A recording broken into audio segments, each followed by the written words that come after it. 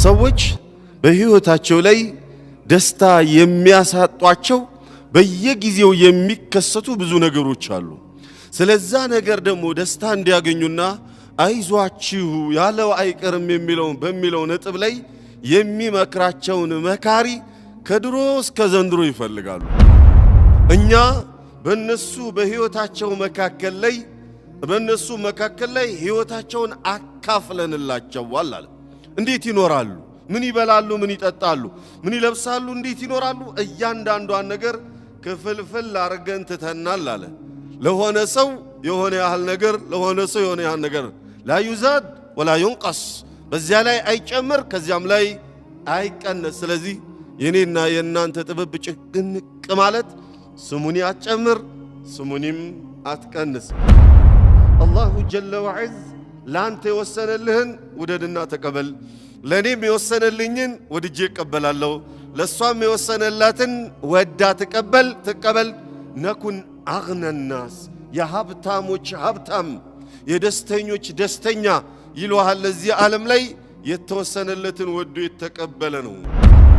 በእኔና በእናንተ ፍላጎት መልኩ ተቀርጻ ተስላ ተሰፍታ ዱንያ እንድትቀርብልን ፈልገን ከሆነ ሙስተሒል አይሆን። ሃይሃተ ወላሂ በፍጹም ሊሆን አይችልም። ምክንያቱም የሱ ስራ ነዋ፣ እኔና እናንተ እጅ አይገባበትም። ብስሚላሂ ረሕማኒ ረሒም አልሐምዱሊላሂ ረብል ዓለሚን ወሰለላሁ ወሰለመ ወባረከ ዐላ ረሱሊሂል አሚን ወዓሊሂ ወሰሕቢሂ አጅመዒን። አማ በዕዱ አዩሀል አሒባ አሰላሙ ዓለይኩም ወረሕመቱላሂ ወበረካቱሁ።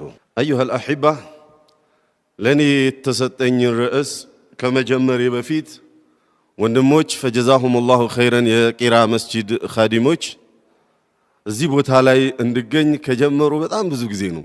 የአላህ ቀደሩ ሳይሆን ቀርቶ እኔም ሳይመቸኝ ቀርቶ እነሱም ተስፋ ሳይቆርጡ ከዓመት በላይ ነው ይጠይቁኝ። በሆነ ጊዜ እየተባለ አላህ ወሰነውና ዛሬ መጣ። ግን ያ አይደለም የገረመኝ።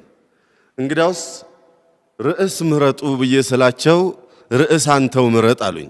አይ እናንተ የከተማችሁን አማርኛ የምታውቁት እናንተ ራሳችሁ ርዕስ ምረጡ፣ እኔ ርዕስ ምን አስመረጠኝ በሰው ሀገር ገብቼ ብዬ ብል ግዴ ለማንተው ምረጥ አሉኝና አይ መርጣችሁ ላኩልኝ ብያቸው ሲቆዩ ራሴ ርዕስ መረጥኩኝና እያዘጋጀሁኝ እያለ በቴሌግራም ርዕስ መጣልኝ። ሚነል አዕጀብ የመረጡት ርዕስና የመረጥኩት ርዕስ ተመሳሳይ ሆነ። የመረጡት ርዕስ አሁን ወንድሜ ያስተዋወቀው ርዕስ ነው። በህይወታችን ደስታ ለምን አጣን? እኔ ይሄን ርዕስ ለምን መረጥኩ መሰላችሁ? እነሱ ለምን እንደመረጡ ራሳቸው ያውቁት። እኔ ለምን መረጥኩ መሰላችሁ? እስካሁን ድረስ ከሰራኋቸው ፕሮግራሞች ዩቲዩብ ላይ ገብቼ ሳይ በዚህ ርዕስ የሰራሁት ፕሮግራም በጣም ታይቷል።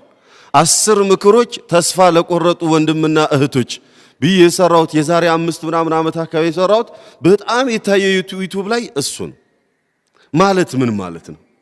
ሰዎች በህይወታቸው ላይ ደስታ የሚያሳጧቸው በየጊዜው የሚከሰቱ ብዙ ነገሮች አሉ። ስለዛ ነገር ደግሞ ደስታ እንዲያገኙና አይዟችሁ ያለው አይቀርም በሚለው ነጥብ ላይ የሚመክራቸውን መካሪ ከድሮ እስከ ዘንድሮ ይፈልጋሉ። ስለዚህ ይሄንን ርዕስ ስመርጥ አንደኛው ምክንያት ይሄ ነው። ሁለተኛው ምክንያቴ እኔ እንደ ዳዒ የሆነ ነገር ውስጤን የሚያስጨንቀኝና ቢዚ የሚያደርገኝ ከሆነ ዱዓት ያልሆነው ማህበረሰብ ደግሞ የበለጠ የሚያስጨንቀው በጣም ብዙ ነገር ሊኖር ይችላልና ስለዚህ እኔንም እናንተንም ለመምከር ይረዳኝ ዘንድ ይህን ርዕስ መረጥኩኝ። ርዕሳችን ለምን በህይወታችን ደስታ አጣን የሚለው እንዳለ ሆኖ ግን የሚላችሁ ወሊመል ሀሙ፣ ለምንድነው ጭንቀቱ? ኩሉና ነዕለም أن الله تعالى سبحانه قسم بين العباد معاشيهم وعاجالهم معايشهم وآجالهم በሰዎች መካከል ላይ በምን መኖር እንዳለባቸው እንዴት መኖር እንዳለባቸው ህይወታችን ምን መሆን እንዳለበት ውስን አድርጎ ትቶታል። መች መሞት እንዳለብን ውስን አድርጎ ትቶታል። እሱ በወሰነው ውሳኔ ላይ የኔና የናንተ መጨነቅ ኦር መደሰት የሚጨምረውም የሚቀንሰውም ነገር ምንም ካሌለ ለምንድነው ጭንቀቱ? قال سبحانه نحن قسمنا بينهم معيشتهم في الحياة الدنيا እኛ በነሱ በህይወታቸው መካከል ላይ ህይወታቸውን አካፍለንላቸዋል አለ። እንዴት ይኖራሉ? ምን ይበላሉ? ምን ይጠጣሉ? ምን ይለብሳሉ? እንዴት ይኖራሉ? እያንዳንዷን ነገር ክፍልፍል አርገን ትተናል አለ። ለሆነ ሰው የሆነ ያህል ነገር፣ ለሆነ ሰው የሆነ ያህል ነገር لا يزاد ولا ينقص በዚያ ላይ አይጨምር ከዚያም ላይ አይቀነስ። ስለዚህ የኔና የናንተ ጥበብ ጭንቅ ማለት ስሙኒ አትጨምር ስሙኒም አትቀንስ። فالرزق إذا كان هو الذي نهتم من أجله مقسوم رزق ነው የሚያስጨንቀን ስለሱ ስንል ነው ጥበቱ ተወስኗል። والمرض مقسوم የታመመ ሰው ኑሮብን ነው ያስጨነቀን ተወስኗል። እስከ መቼ ይታመማል? በምን በሽታ ይታመማል? መቼስ ይድናል? ተወስኗል። والعافية مقسومة ከበሽታው የመዳኑ ጉዳይ ተወስኗል። والأجل مقسوم ከእድሜያችን ምንም ላይቀነስ ላይጨመርበት مقسوم توسنال وكل شيء في هذه الحياة الدنيا مقسوم እዚች ዓለም ላይ እያንዳንዱ ነገር ውስን ተደርጎ አልቋል ደቋል። ከኛ የሚጠበቀው ምንድነው? فرض بما قسم الله تعالى تكن أغنى الناس الله جل وعز ላንተ የወሰነልህን ውደድና ተቀበል። ለኔም የወሰነልኝን ወድጄ እቀበላለሁ። ለሷም የወሰነላትን ወዳ ተቀበል። ነኩን أغنى الناس የሀብታሞች ሀብታም የደስተኞች ደስተኛ ይሏል። ለዚህ ዓለም ላይ የተወሰነለትን ወዶ የተቀበለ ነው። ከዚህ ውጭ ግን ሌላ ጣጣ ውስጥ ነው የሚገባው። والأمور كلها بيد الله عز وجل يقلبها كيف يشاء يمرض هذا فيعافي هذا ويعافي هذا ويبتلي هذا ይሄኛውን በሽተኛ ያኛውን ጤነኛ ይሄኛውን ፈተና ላይ መዳረግ ያንን ሁሉንም ማድረጉ የሱ የአሰራሩ ስልት ስለሆነ በሱ እጅ ላይ ያለ ነገር ስለሆነ አላሁ ጀለ ወዐዝ ስለሚሰራው የኛ እጅ መግባት የለበትም። አላ ለሁል ኸልቁ ወልአምር መፍጠርም ነገራቶችንን ማስተናበር ለኔ ነው አለ አላሁ ጀለ ወዐዝ። ሲፈጥረን ለምን ፈጠርከን እንዳላልነው ሁሉ ሲያሳምመንም ለምን አሳመምከን ማለት የለብንም።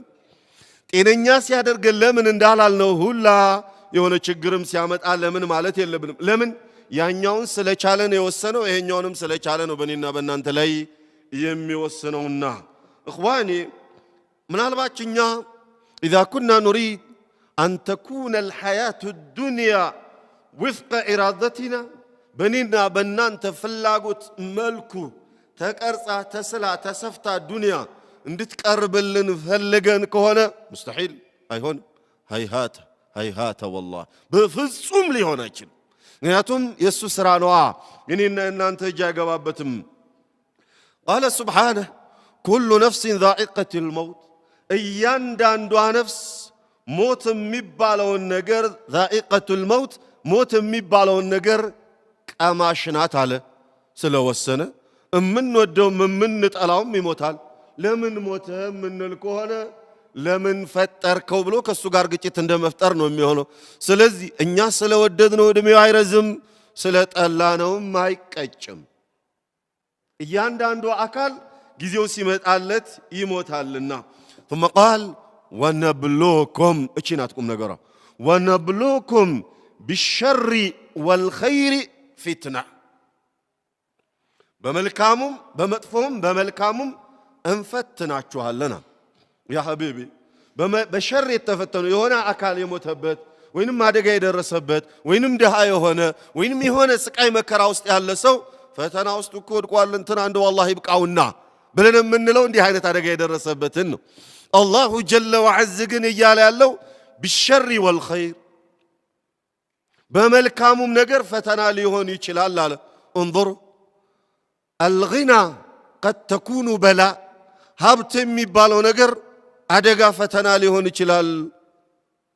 ቃሩን ወደዛ አደጋ ውስጥ እንዲገባ ያደረገው በታሪክ ሁሌ ቃሩን ሲነሳ እርኩስ ሰይጣን የሆነ ሰው ጭንቅላታችን ላይ እንዲሳል ያደረገው እኮ ሀብቱ ነው። አልሙልክ ስልጣን የአደጋ መሰረት ምክንያት ሊሆን ይችላል። ፊርዓውን በሚነሳበት ጊዜ የሱ ማንነት ሳናየው የሚሳልልን በስልጣኑ እኮ ነው አደጋ ውስጥ የገባው። ስለዚህ ፊትና ስንል የሆነ ችግር መከራ ብቻ አይምሰለን። እጃችን ላይ ያለው ሀብት፣ እኛ ጋር ያለው ጤንነት፣ ቤታችን ውስጥ ያለው ቤተሰብ፣ ሁሉ ነገር ፊትና ሊሆን ይችላል አጠቃቀሙን ያላወቅንበት እንደሆነ። የሆነ ሆኖ ግን ወኢለይና ቱርጃዑን በመልካሙም ተፈተኑ፣ በአደጋው በመጥፎ ወደ እኛ ጋር ትመለሱና እያንዳንዷን እንተሳሰባችኋለን አለ አላሁ ጀለ ወዐዝ። ቃለ ሱብሓነሁ ወተዓላ ሱረቱል አንከቡት ላይ ዱንያ እኛ እንደፈለግናት መሆን እንደማትችልና እሱ እንደፈለገው ብቻ መሆን እንዳለበት ሲገልጽና እኔና እናንተ የአላሁ ጀለ ወዐዝን ውሳኔ ሳንቀበል አምነናል፣ ወደናል፣ ሙእሚኖች ነን ብለን ማለታችን ስተት መሆኑን ሲገልጽ ቃለ ሱብሓነ አሐሲበ ናሱ አን ዩትረኩ አን የቁሉ አመና ወሁም ላ ዩፍተኑን። ሰዎች ገመቱን አምነናል በማለታቸው አዎ አማኞች ናቸው ብለን እምንተዋቸው መሰላቸውን? እማይፈተኑ መሰላቸው እዚች ዓለም ላይ።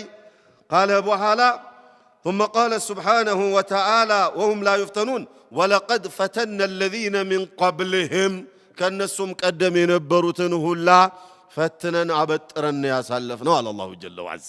ስለዚህ ኢኽዋኒ እዚች ዓለም ላይ ስንኖር እያንዳንዷ ፈተና የምትመጣው ወይ ልትጥለን ወይ ልታሳልፈን ነው። ወለቀድ ፈተና الذين من قبلهم ከዚህ ቀደም ያለፉትን ፈትነናል አለ።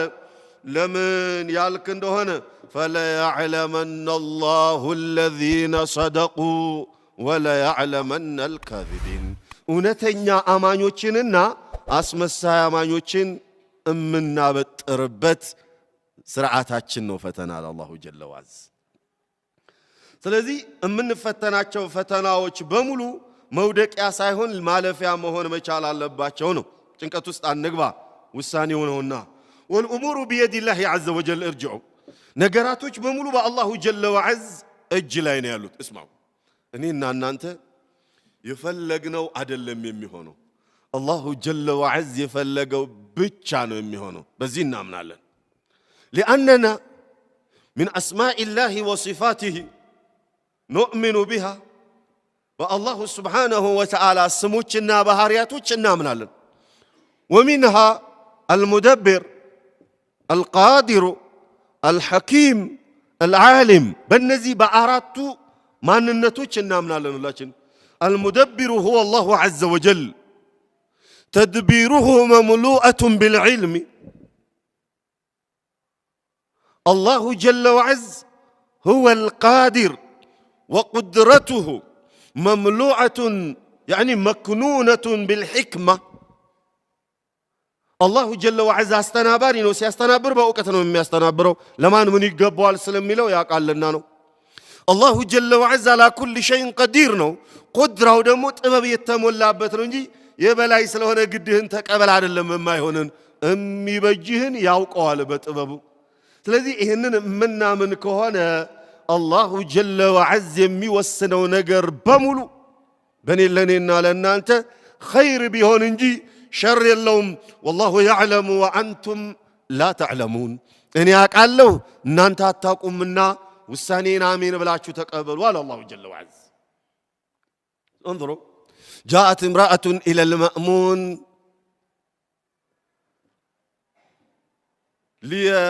ليطلق ابنها من السجن سألت عند ستيو ود مأمون متاچنا ልጄ እስር ቤት ለውና ያለውና فاطلقه لي አለች ፍታልኝ አለች። فكتب المأمون إلى عامله فقال فلان ابن فلان يطلق. فكان هو يريد أن يكتب يشنق فأطلقه عامله فرآه فكتب إلى عامله مرة ثانية فلان ابن فلان يطلق ورآه كتب الثالثة وقال فلان ابن فلان يطلق، وفي الثالثة قال فلان ابن فلان يطلق ثم يطلق ثم يطلق رغم أنف أبي. من أراد الله أن يطلق فلا يشنق إن اجتمعت السماوات والأرض على أن يشنق. المأمون ودمي بال أنباغن مري عندي تاروغي تمتونا لجي أسر بيت أنت غارنونا يالونا أباكيهن فتاللين عندي ياللين رداتي أغارين واليشاچو لكاس معمون ያንንሰው ሞት ፈርዶበት ተረስቶ ተዘንግቶ ቆይቷልና ስታስታውሰው ሴትየዋ ወደ ጋርዱ ወደ ዘበኛዎቹ የወታደሮቹ ምናምኖቹ ሲጽፍ ምን አለ? የእንትና ልጅ ይፈታ ብሎ ጻፈ። እሱ የፈለገው ይሽነቅ ነው። ያኒ አንገቱ ላይ ገመድ ይደረግበትና ይንጠልጠል ለማለት ነው የፈለገው። ግን ይጥለቅ ብሎ ጻፈ። ይሽነቅ የምትለውን ይጥለቅ ብሎ ጻፈ። ያ እስረኛው ወጥቶ መንገድ ላይ ሲያየው ምን ነክቷችሁ ነው? እንደገና ደብዳቤ ጻፈና አሁንም ተሳስቶ ይጥለቅ ይፈታ ብሎ ጻፈ። አሁንም ሲያየው ሶስተኛ ጊዜ ይፈታ ብሎ ጻፈ። ለካስ ደብዳቤውን ሲያየው ይፈታ ብሎ ነው የጻፈው። ለምን ፈታችሁት ብሎ ቢል ሶስቱም ደብዳቤ ሲመጣ ይፈታ ነው የሚለው። ከዛ ምን አለ? ሶስተኛው አራተኛው ደብዳቤ ላይ እንትና የእንትና ልጅ ይፈታ ይፈታ ይፈታ አለና አላህ እንዲፈታ የፈለገውን እስረኛ ዓለም ተሰብስቦ ይሰቀል ብሎ ቢል አይችልም ይፈታል።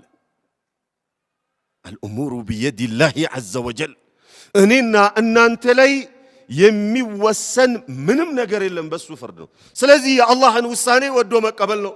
جاءت امرأة إلى يوسف بن الحجاج كذلك ليطلق لها ابنها من السجن فقالت يا شيخ ابني مسجون عندك وأنا كما تراني أعمى ልጄ አንተ ጋር ታስሯል። አንድ ያለኝ ልጅ ነው እንደምታይ እንደሞ አይነ ስውር ነኝ። እሱ ነበር እኔን የሚመራኝ አስረህብኛል፣ እንደው ፍታልኝ አለችው። ዩሱፍ ኢብኑ አልሐጃጅ ታውቃላችሁ ሰዎችን ከመማር አንገት መቁረጥ ነው የሚገራለትና አምጡት አለ። መጥቶ ሴትዮዋ እዛው ቁጭ ብላ ያለ ትሰማለች። ስቀሉና አንገቱን አውርዱት አለ። ታዛዥ ናቸው። አንገቱን አወረዱ። ከትከት ብላ ሳቀች። በጣም ሳቀች። አሁን ስቅስቅ ብላ ለቀሰች ነበር አደወጉ። በጣም ሳቀች። استغرب وسألها فماذا يضحكك من አሳቀሽ ብሎ ጠየቃት። أضحكني جرمك على الله وحلمه عليك አለችው። አላህ ላይ ያለ አምባገነንነት ያኒ አላህ ላይ ያለ ክፉነት የሱን ትእዛዝ ላለማክበር ያለ እርኩስነትና የአላሁ ጀለ ወዐዘ አንተ ላይ ያለው ቻይነቱ ገርሞኝ እኮ ነው ያሳቀኝ አለችው። ሹፍ አሁን እሷን ያሳቃት የልጇ አንገት መውረድ ሳይሆን የአላሁ ሱብሓነሁ ወተዓላ ችሎታ። አይነ ስውር እሱ አምባገነን አንድ ያላት ልጅ ሲሰቀል አይቶ ዝም አለ። አንገቱ ሲቆረጥ አይቶ ዝም አለ። رضينا بالله ربا وبالإسلام دينا مساق ብቻ ነው ማፊ።